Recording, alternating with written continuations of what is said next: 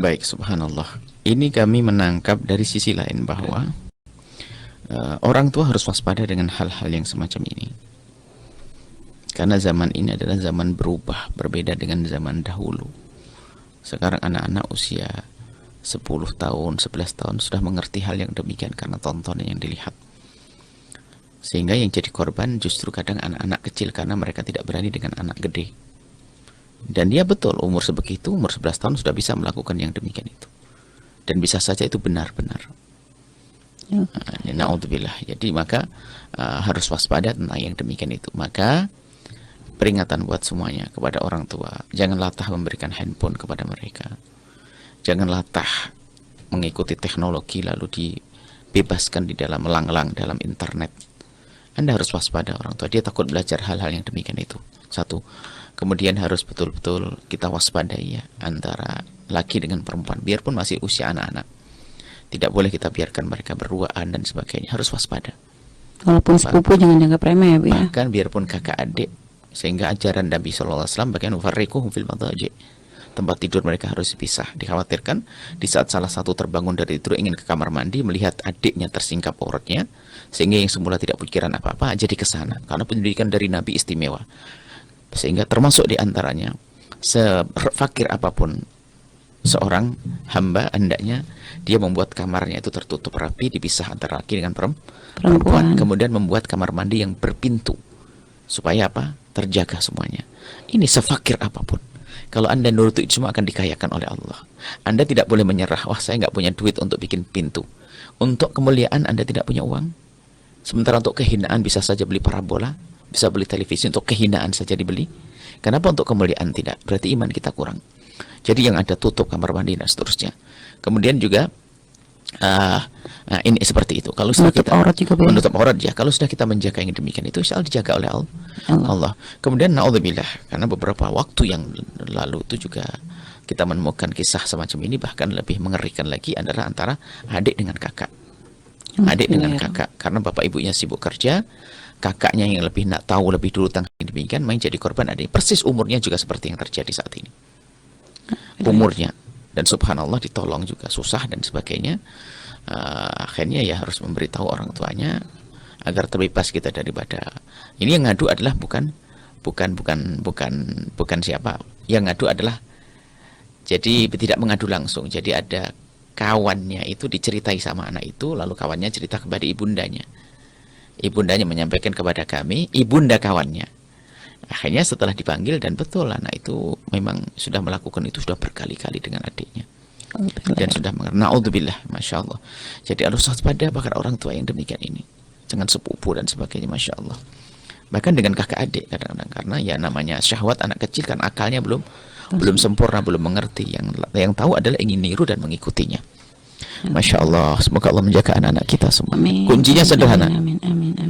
Jagalah anaknya orang lain, Anda akan dijaga anak Anda. Anda harus juga memperhatikan orang lain. Anda memperhatikan keluarga orang lain juga. Waspada. Kemudian ada pun kisah yang terjadi, masya Allah, subhanallah ya. Semoga Allah mengampuni semuanya. Maka anak perempuannya yang umur 8 tahun itu diajak diskusi yang baik, dibimbing untuk rasa takut, diajarkan rasa takut yang demikian itu membahayakan. Di akhir nanti ditanamkan rasa takut karena itu, dan diajari untuk tidak bercerita ke siapapun. Kemudian harus menghindar dari itu, karena yang dikhawatirkan di usia sebegitu dia sudah mulai menikmatinya. Dia akan susah meninggalkannya karena sudah menikmati, sehingga yang ada hanya keinginan lagi yang demikian itu. Kemudian bagi yang laki-lakinya pun juga demikian. Yang paling tepat adalah supaya tidak terjadi tidak berlarut-larut, diskusi yang baik dengan ayahnya. Diskusi yang baik dengan ayahnya, tentunya sebelum diskusi ayahnya harus difahamkan yang demikian. Jangan sampai tiba-tiba ayahnya naik pitam, marah, malah menyebarkan itu semuanya. Karena kasihan anak gadis yang masih kecil itu nanti kalau aibnya kebongkar. Kasihan juga anak laki-laki ini juga kalau dia aibnya kebongkar. Dan dia belum mengerti. Tapi usia 11 tahun bisa saja sudah balik, dia bisa mengerti yang demikian itu. Jadi bukan main-main itu, jangan dianggap sepele. 9 tahun pun seorang anak laki-laki bisa saja melakukan yang demikian itu. Kalau perempuan umur berapa saja bisa dilakukan yang demikian itu. Masya Allah.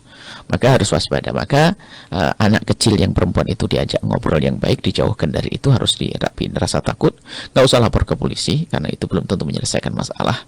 Akan tapi kemudian setelah itu anak laki-laki ini berdiskusi dengan orang tuanya agar diingatkan, dinasihatkan, kemudian dibimbing, diantarkan ke pendidikan yang baik. Diantarkan kepada pendidikan yang baik terus. Jadi diskusi dengan orang tuanya. Harus pahamkan kalau masa psikologi bisa saja dibawa ke psikologi, tapi ingat psikologi yang syariah, yang syar'i, yang ngerti tentang agama, ngerti bagaimana menutup aib, bagaimana mendidik yang benar, bukan asal seorang psikolog. Ya, itu saja, insyaallah. Baik Bu ya, karena artinya kadang orang tuh mungkin jangan hanya sekedar bisa marah dan menyalahkan, karena mungkin itu sebabnya adalah yang salah. Biasanya orang tua hanya sekedar marah saja. Itu enggak, hindari langsung marah, tapi pakai akal sehat untuk menyelesaikan permasalahan. Mereka anak kecil, yang 8 tahun anak kecil tidak mengerti apa-apa. Akan tapi karena diiming-imingi setiap hari, akhirnya mula-mula mungkin hanya sekedar mainan begitu, akhirnya menjadi sungguhan. Adapun yang 11 tahun itu adalah sangat mungkin dia, karena dia mungkin melihat tontonan yang bermacam-macam, sehingga biar umur sebegitu dia sudah tahu bermacam-macam. Naudzubillah. Waspada wahai para orang tua, ingat. Dan kejadian semacam itu bukan dalam ini bukan khayalan, itu bukan cerita khayalan. Dan yang sampai ke telinga kami lebih banyak daripada itu semua. Dan kita sedih dengan itu semuanya. Ya Allah, baik Bu ya. Subhanallah ya, terima kasih Bu ya atas. Dan termasuk bahayanya nonton film kotor. Nonton film porno itu bahaya, akan merusak anak seumur begitu. Karena kalau sudah nonton film itu yang disentuh perasaannya, rasa syahwatnya. Tapi kalau orang belajar nonton silat dan sebagainya, belum tentu langsung pengen main silat. Akan tapi karena belum tentu dia senang main silat. Tapi kalau urusan nonton film porno, yang digugah adalah syahwatnya. Semuanya punya syahwat. Hati-hati, ini beda. Makanya orang tua harus waspada. Janganlah mentang-mentang banyak duit kasih HP, kasih. Masya Allah. Semoga Allah menjaga kita semuanya.